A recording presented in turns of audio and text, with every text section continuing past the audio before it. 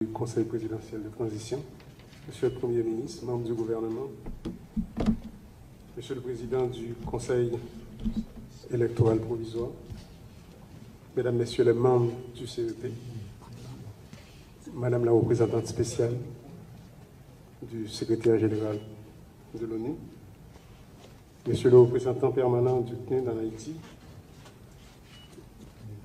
Mesdames, Messieurs de la presse. Je vais profiter en tout premier lieu pour nous remercier, le comité pilotage, pour le travail que vous faites aujourd'hui et pour la remise de avant-projet constitution. C'est pour nous souligner pour tout le monde, c'est un avant-projet. Je pense que le président de la commission a bien souligné ça. Ça veut dire qu'il y a un travail de porte-à-porte qui va le faire avec différentes institutions dans le pays, de la société civile, organisations professionnelles, puis il y a opinion par eux sur la constitution. Sur avant-projet constitution. Toute société a besoin d'un contrat social qui définit les relations de différents groupes entre eux. Pour nous arriver à développement économique, développement social et apaisement politique, il faut que justement nous ayons un contrat social ça, qui définit les règles jouettes. Nous avons dit il y a une manifestation plus concrète que nous avons de contrat social ça, c'est la constitution pour tout le pays, qui définit une série d'éléments qui permettent que nous vivions ensemble. Et vivre en harmonie, ça signifie tout. Respect, ça qui dit en dedans, document ça, que nous avons les constitutions. Évidemment, pour nous-mêmes en Haïti, et pour tout pays dans le monde, le temps a changé. Il y a une série d'évolutions qui fait que nous sommes obligés de garder le texte fondamental, ça, Jean, que le président du comité pilotage l'a dit là, il faut que nous regardions le texte fondamental, ça, par rapport à tout changement qui a fait dans la société. Il y a un gros changement, nous avons dit. Haïti vient de plus en plus interdépendant. Dépendant par rapport à l'autre pays, dépendant par rapport à monde que nous gagnons presque tout partout à travers le monde. Et l'élément ça extrêmement important, parce que nous avons presque un quart de la population qui est en dehors du pays. Et quart de la population ça, qui est en dehors du pays, c'est des professionnels, c'est des techniciens, c'est des gens qui ont une série de réseaux de connexion qui permettent que nous gardions le développement économique, le développement politique, le développement social, le développement intellectuel pays, et l'autre gens. Il faut que nous soulignions justement, avec l'évolution ça, nous ne pouvons pas garder Haïti à l'intérieur de 27 750 km² encore. Jean que président du comité pilotage là, de dit là. Pas garder Haïti à l'intérieur de 27 750 km², ça veut dire qu'il y a un autre type d'implication. Le monde qui est en dehors du pays a supposé gagner dans la vie sociale, dans la vie politique, dans la vie économique de ce pays. Et là, justement, avec le développement technologique, il n'y a n'importe qui côté sous la terre, il y a une contribution à apporter dans l'éducation, jeunes garçons, jeunes femmes dans le pays d'Haïti. Surtout qu'on y a là, d'après les dernières statistiques que nous connaissons, près de 85% de monde qui gagne en formation universitaire en dehors du pays. Ça. Et en dehors du pays, il y a produit pour l'autre pays, il y a réfléchi, il y a construit famille, il y a construit l'autre pays. Ce n'est pas possible pour nous-mêmes, nous n'avons pas de considération spéciale pour tout cadre qui est en dehors du pays, pour nous connaître comment il y a impliqué dans la vie politique du pays.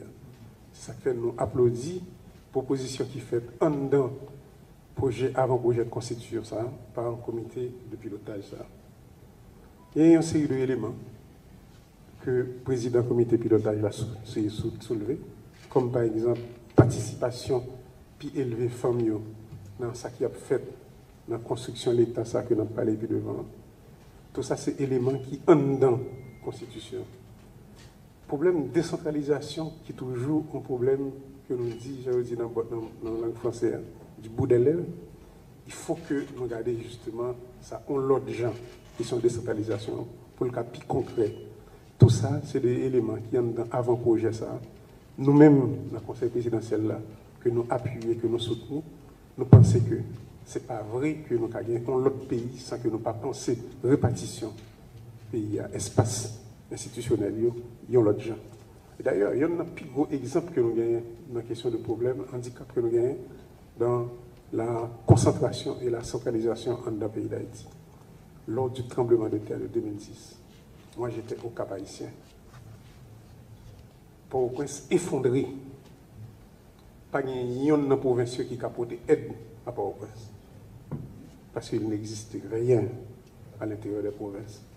Le sud qui est tout près de nous, le nord, la Tibonite qui se bouche avec le département de l'Ouest, pas de capoter aucune aide. Et de fait, le lendemain, moi j'ai pris la route pour venir à Port-au-Prince retrouver ma famille. Seul ça que nous voyons sur route là, c'est mon qui a sauté Port-au-Prince, un rayon, un camion chargé avec mon blessé. Je ne peux pas venir dans la province, je ne peux pas la famille dans la province. Mais pas aucun transport, aucun trafic qui t'a fait dans l'autre sens pour apporter de l'aide à Port-au-Prince. Ce n'est pas vrai, nous avons continué à garder 27 750 km à l'intérieur du Grand Port-au-Prince. Et une pensée, proposition qui fait avant-projet de constitution, c'est justement pour nous avoir l'autre regard sur ça que nous voulons les pays noirs et sur l'autre pays que nous voulons construire. Problème de décentralisation, bien sûr, il y est tout avec question de Parlement.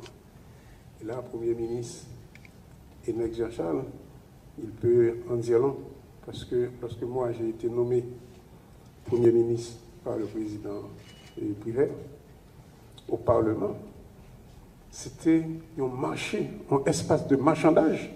Ça était 25 députés X pour X, 27 députés pour Y. Ce n'est pas vrai qu'il y a un président qui est élu, même Jean comme président du comité pilotage Sodil, et quand lui-même est entré dans ce type de marchandage, ça, il vient bloquer totalement pour la formation de son gouvernement. Il faut qu'il y ait une autre appropriation de réalité, ça, et c'est ça, justement, que nouvelle constitution, ça a proposé. Nous.